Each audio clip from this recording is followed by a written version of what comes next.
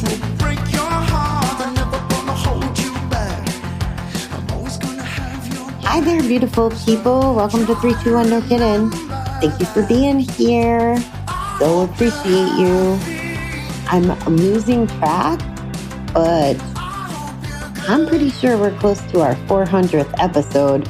And I just want to say thank you. I'm not sure if we're there. I'm losing track of the days, if I'm being honest.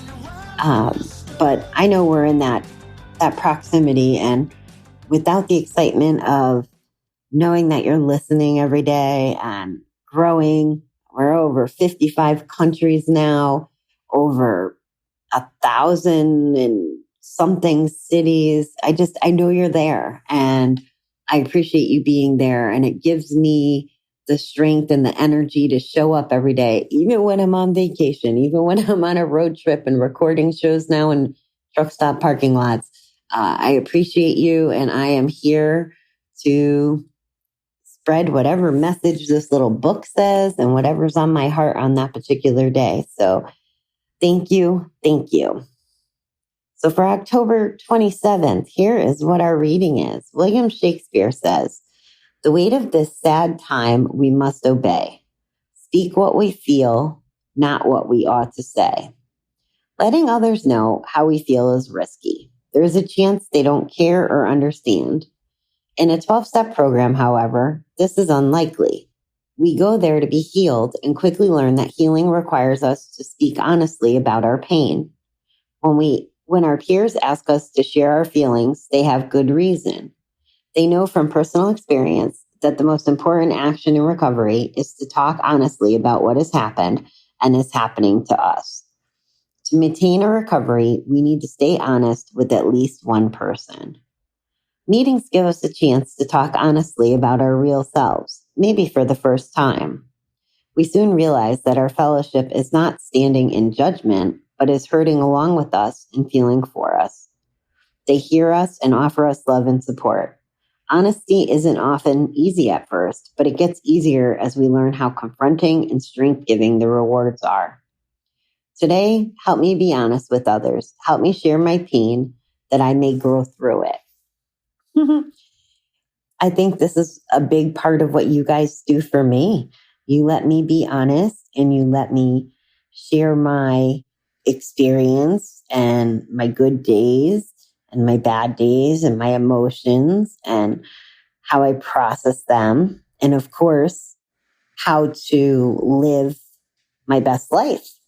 And going back to what I just said about thanking you for being here, that really helps me. And I honestly, I don't do as good of a job going to meetings as I once did. And does that mean I'm not working my recovery? No, it means that I'm trying to put my energy into my 12-step work and that I stay grounded and connected. And I also have you guys to do this, listening and who I have to be honest with. So I'm a little different. This might sound like I'm not practicing what I preach, but that's kind of my implementation of the same concept.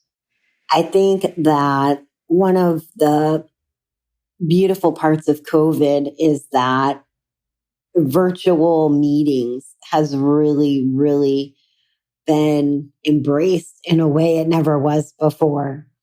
So let's say that you're out there listening to my show and it's your first time listening to a podcast about gambling, or your first time thinking about, am I a gambler, or wondering, anything about any addiction really.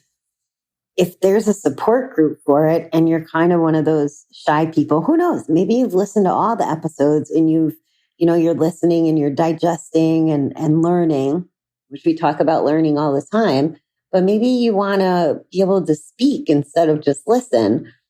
With the virtual environment, you can turn your camera off and be essentially as an anonymous as you want to be. Now, I'm only recommending this in the case that you need to get over the hurdle to let your voice and your feelings and your emotions and your whatever you need to get out. I'm only saying this to do this if being seen or, having that visibility is an issue for you, if that's what's holding you from being able to chat. But if you're okay with that and knowing that it's, people in the same spot on that call, it's best to show up with your face and be all in and be engaged and be present. It'll help you and it will help other people if you go into it that way. So that's kind of a blessing. And if you're in a part of the world or the country where meetings are opening up again, when you go and you share, speak from the heart, talk about what's on your brain, what's on your mind, what's bugging you, what you did good, what you did bad. I know that shame comes with this. I know that guilt comes with it. I know that embarrassment comes with it. And all of those things, they come from the actions that we did while we were gambling, not who we're trying to become. But nonetheless, it's really hard sometimes to talk about those feelings. And at least we can know that if we go into one of these safe environments, like a 12-step meeting, that everybody's in the same boat in some context. They're not there to judge. In most cases, if not all, know that bad behavior does not make a bad person. When we're gambling, we're not thinking logically, rationally. We're not thinking kindly, usually, right? It's all about us. It's all about the next bet. Those are kind of the things that are happening when we're gambling. I don't even want to say we're thinking because my brain would race and stuff, but it wasn't like a connected thinking, or the gambling was just too powerful. Even as I'm saying, don't go back to the ATM, or don't go to the car and get the ATM card, or don't do this, don't do that. I might have been thinking of that, but for some reason I couldn't do that in a lot of cases. So it's good that this reading is reminding us that the meetings are the safe places for when we can start clearing our head and when we can start downloading a little. When our peers ask us to share our feelings, they have a good reason. They know from personal experience that the most important action in recovery is to talk honestly about what has happened and what is happening to us. To maintain our recovery, we need to stay honest with at least one person. I'm pretty passionate about the honesty. You guys know that. I think people who know me know that. I do not like liars. It's one of the most harmful things. And unfortunately, it's pretty much part of being a gambling addict. So if you are really trying to get honest with your recovery and move forward in it, if you're not going to be honest in a group room, I'm not sure you'll ever get any value out of it. Like, it's just not worth lying. There's lies of admission, like protecting if, in the middle of a court case or whatever. I'm not talking about those that protect, you don't want to get harmed. It's still a group of essentially people with a problem. There's no like legal protection or anything. So you'd want to be safe that way. But everything else, what you're feeling, the hard stuff, the ugly stuff, if you really want to quit gambling or move forward in life or do the next right thing, you have to be honest. Otherwise, there's no point.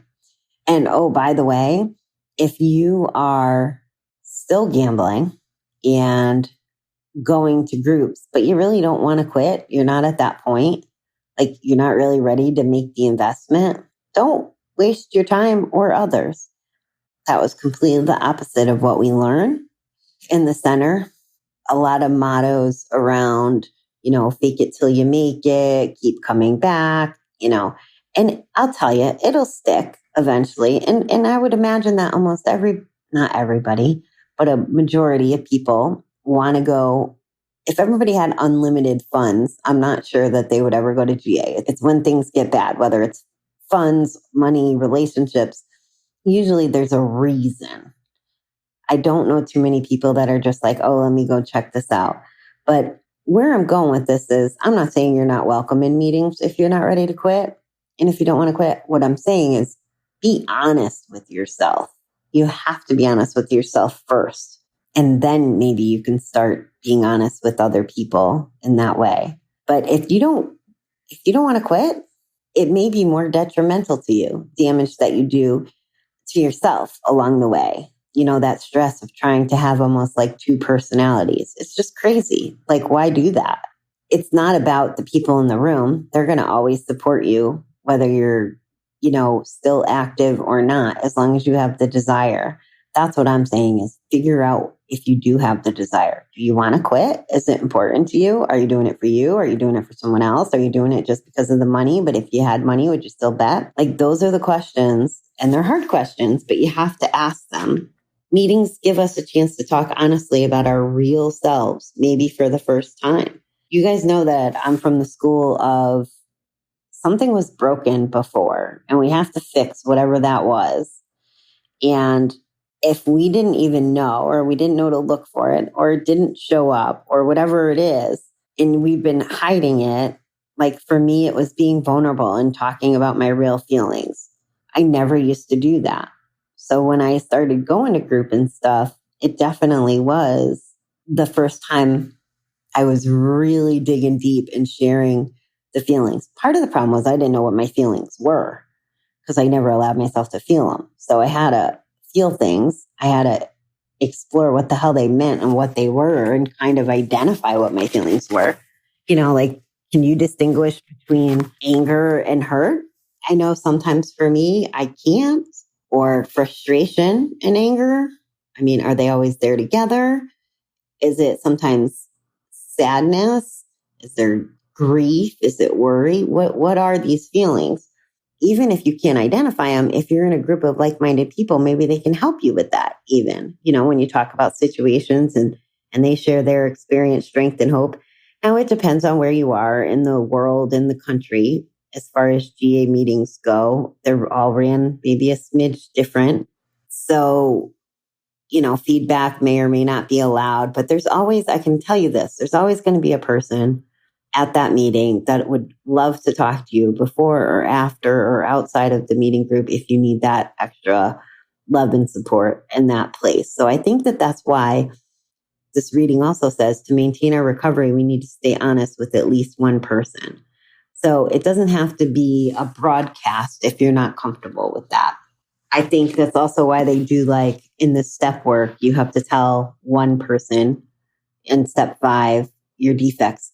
Oh my God, I just realized I have not done a step 10 still. I lost track of that. I'll have to see if I can get a little research put together here and get access to the workbook I usually work at from home. I honestly didn't think I would be gone this long when I first started. So my apologies, guys. We'll definitely do step 10. I love step 10, by the way. It's like really awesome. So I will get that set up, and either we'll do it on a couple daily episodes, or I think that's really our only option. I'm going to have to do a couple, 1 or 2 daily episodes about it so that we can work on it a little bit, because I'm 99% sure we have Caleb Kid Coy coming on Friday. And he is, wow. He calls himself Metalpreneur. He takes us through his journey, and yeah, you don't want to miss that. So I don't think I can do the step work for Friday, even if I got it done. I don't want to step on Caleb's show, because you guys, if you're going to download, I want you downloading that. But we will get you some step 10 work. I just love that step. There's something about October I think I like. Now my favorite band is Blue October, which I'm not sure that'll ever change. My wedding anniversary was in October. Step 10 is my favorite one, which is October. I don't know. I just love October, except for the fact that I have to go back to cold New York in October. All right, guys, that's what I got for you for now. I hope that you had a fabulous kickstart to the week, right? And we will chat real soon. Thanks.